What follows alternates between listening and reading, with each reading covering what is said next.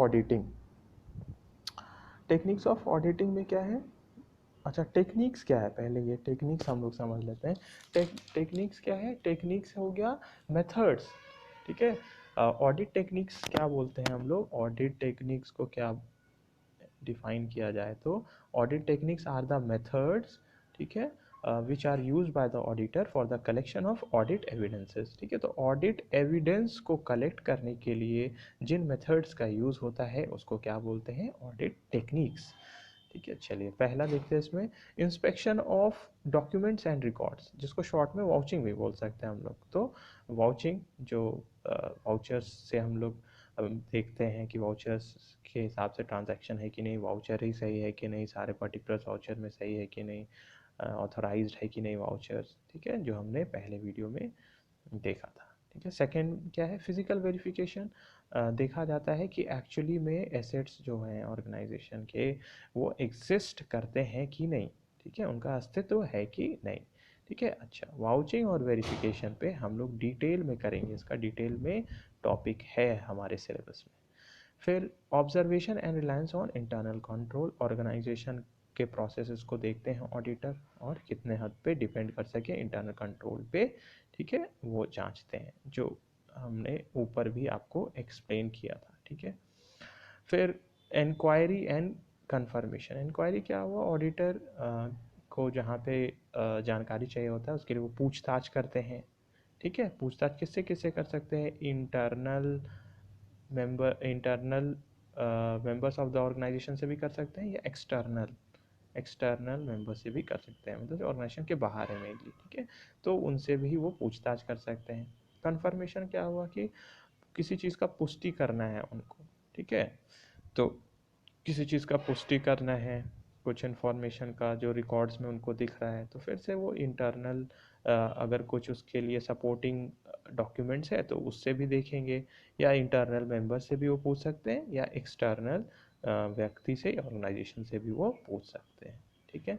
फिर computation, auditor को बहुत कैलकुलेशंस भी करने पड़ते हैं ये देखने के लिए जो ऑर्गेनाइजेशन ने कैलकुलेशन कर रखे हैं वो सही है कि नहीं। जैसे डेप्रिसिएशन का कैलकुलेशन किया जाए कि डेप्रिसिएशन जो फिक्स्ड एसेट्स पे निकाला गया है वो सही से है कि नहीं, ठीक है, तो उसको देख सकते हैं हम लोग। तो ये कंप्यूटेशन गणना करते हैं ऑडिटर, इसी के साथ साथ और भी कैलकुलेशंस को वो चेक करते हैं, तो कंप्यूटेशन में आ जाएगा। फिर एनालिटिकल प्रोसीजर्स, ठीक है। एनालिटिकल प्रोसीजर्स में क्या होता है? एनालिसिस किया जाता है, विश्लेषण किया जाता है कि जो ऑर्गेनाइजेशन है वो अकाउंटिंग मेथड्स का कंसिस्टेंसी से फॉलो कर रही है कि नहीं, अकाउंटिंग पॉलिसीज़ का, प्रिंसिपल्स का, ठीक है, सही से फॉलो हो रहा है कि नहीं। प्लस इसमें एनालिसिस में और भी हम लोग देख सकते हैं कि जैसे रेशियो एनालिसिस भी करके देखा जाता है कि जो पास्ट ट्रेंड्स है और अभी का जो ये शो कर रहा है, रेशियो निकाल के चेक किया जाता है। जैसे हम लोग जानते हैं रेशियो कैसा कैसा होता है कि अलग अलग रेशियोज़ हैं, जैसे करेंट रेशियो, फिर लिक्विड रेशियो, ठीक है। इसके इसके बाद जैसे स्टॉक टर्नओवर रेशियो है, उसी तरह प्रॉफिट का बहुत सारा होता है, gross profit ratio, net profit ratio, ठीक है। तो ये सब और सब भी जो है कैलकुलेशन करके ऑडिटर जांचते हैं कि कैसा ट्रेंड के हिसाब से, पहले पास्ट ट्रेंड के हिसाब से कंपैरिजन करते हैं और देखते हैं कि सही पोजीशन है कि नहीं। तो एक तो हो गया रेशियो एनालिसिस, हो गया एनालिटिकल प्रोसीजर्स में।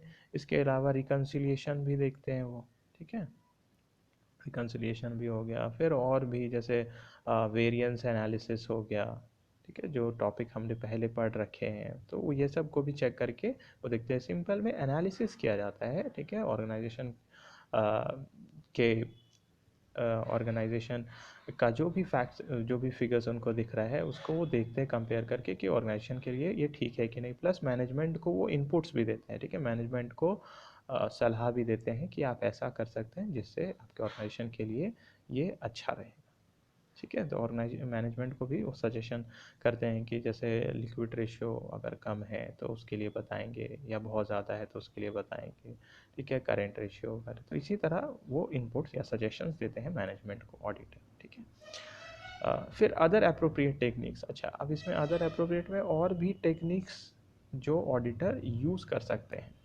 ठीक है।